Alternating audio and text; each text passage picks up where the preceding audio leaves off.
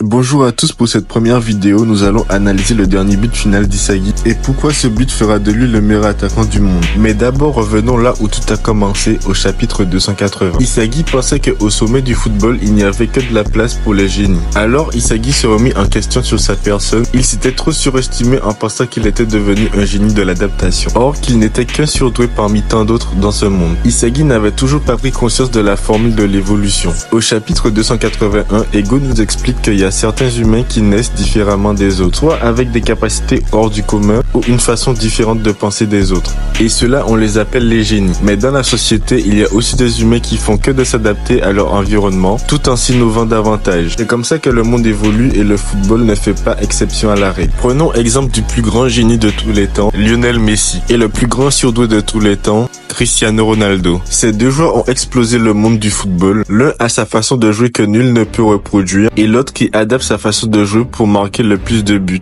L'un est sûrement le meilleur joueur du monde et l'autre le meilleur buteur du monde. Et dans ces deux catégories de personnes, il n'y a pas de hiérarchie. Les génies et les surdoués se poussent entre eux pour s'améliorer et ça, Ego l'avait bien compris. Et c'est ce mur qu'Isagi devait franchir pour prendre conscience du fonctionnement de ce monde. En voyant Loki courir de toute vitesse et pris le ballon sur Noah, Isagi proclame que Dieu a été injuste avec lui. En regardant à côté de lui, Isagi vit Kaiser dire les mêmes propos que lui. Isagi prit conscience de la formule de l'évolution et comprit que le monde ne tourne pas qu'autour des génies.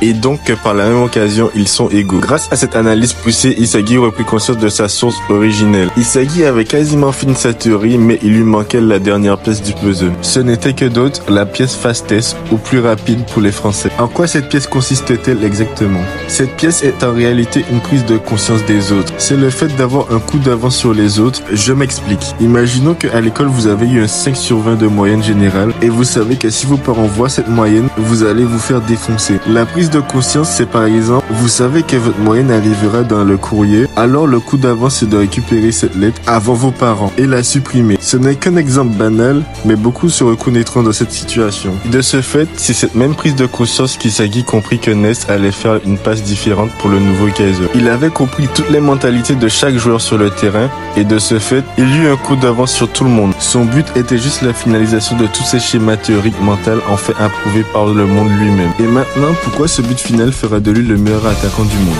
Après qu'Isagi marqua son but final, il prit conscience de son talent, son originalité. Pareil que Rin. Et rappelons-nous, au chapitre 247, juste avant le dernier match, Ego nous dit que seuls ceux qui réussiront à trouver leur originalité pourront se mesurer au monde entier, car l'originalité c'est la soif. La soif de marquer des buts, la soif d'être le meilleur attaquant. Voici cette originalité qui anime les deux numéros 1 du boulot. Après qu'Isagi prit conscience, il prit conscience de son talent monstrueux en lui qu'il avait depuis le début, mais qui allait mourir comme parmi tant d'autres. Isagi devait passer par ce chemin, être le numéro 1. De ce fait, il a eu une offre du bastard de 240 millions de yens. Il pourra continuer à apprendre du meilleur attaquant du monde et Rin du Real Madrid, la meilleure équipe du monde. Merci à vous d'avoir regardé cette vidéo en entière. N'hésitez surtout pas à vous abonner à cette chaîne si vous avez aimé le contenu. Mais surtout, abonnez-vous à mon compte TikTok, j'ai vraiment besoin de la force là-bas. Le lien sera sous la description de la vidéo. Merci à vous.